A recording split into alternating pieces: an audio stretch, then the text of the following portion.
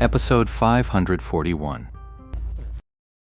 After getting Yichu settled, he closed the door and stepped out. Yishu glanced at Chen Guo, who was still standing outside, and suddenly said, Hey, if everyone comes up and no one stays down below, is that really a good idea? Realizing, oh right. Chen Guo remembered and hurried out the door, running downstairs. Yishu soon returned to the first floor as well. Seeing Chen Guo safely stationed at the front desk, it was clear that a few short minutes weren't enough for any real tragedy to strike. The dishes had long since been cleared from the table, but Yichu remained slumped over it. The table itself hadn't been cleared, and the bottle of wine, barely touched, still sat there. Yishu walked over, picked up the bottle, and gave it a little shake toward Chen Guo. Where should I put the wine? Bring it over here. Yishu stepped forward to hand it over, but Chen Guo called out again. And a cup. You want another drink? Nothing better to do. Why don't you give it a try too? See if you're just as pathetic as your little brother. I don't need to try to know. Yishu said that, but when the wine was brought over, he still took 2 cups. Since it's a holiday, I suppose I can indulge you with a little drink. As long as you don't drink all the time, it won't affect your steady hands. Yishu quickly poured 2 glasses of wine, handing one to Chen Guo. She took it, swirled it in her hand, as if playing with a toy. It's good to have a brother. Chen Guo suddenly felt a pang of sentimentality. Even if they argue all the time, it still looks pretty happy. Yishu gave a quiet, He knew Chen Guo wasn't lecturing him. This was likely just her reflecting on her own life's journey. In the 2 months he'd been at Happy Internet Cafe, Yishu had never heard Chen Guo speak of her own circumstances, but he'd pieced together a rough picture from what others had said. Having lived alone for many years, Chen Guo deeply craved this kind of familial affection. The trouble was, it couldn't be replaced, so Yishu didn't know what to say to comfort her. He just listened quietly, or took a sip of his own drink whenever she did. The few remaining customers in the internet cafe finally drifted away one by one. No one was staying for an all-nighter today. After seeing off the last customer, Chen Guo stood outside the internet cafe for quite a while. He let out a long, visible breath, turned back inside, and locked the door behind him. We're not opening today. As she spoke, she walked over and switched off most of the lights, leaving only a single patch to illuminate the usual spots where the regulars sat. Yishu rose from the front desk, his body swaying slightly. He glanced at the dedicated computer over there and stretched. It's been a long day. I'm pretty beat. I think I'll turn in early.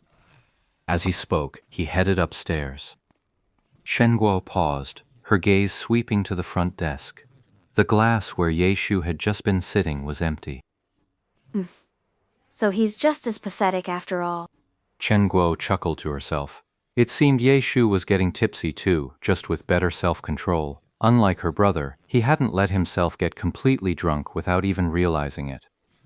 By the end of the night, it was Chen Guo who had drunk the most, yet she remained the most clear-headed. By now, it was getting late. Watching Yishu leave, Chen Guo turned off all the lights and followed him up to the 2nd floor.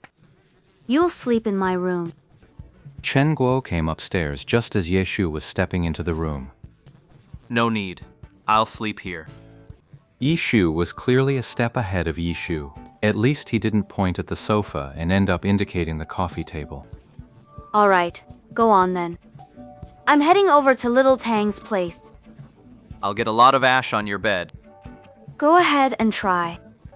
So, I'll just sleep here. Yishu said, already lying down on the sofa. You could lend me something to cover up with. Wait here. Chen Guo went inside, got the item, and tossed it to Yishu. Yeah, see you tomorrow. Yishu got himself settled and said goodnight to Chen Guo. See you tomorrow. Chen Guo didn't say anything more, and also went back to her room to rest.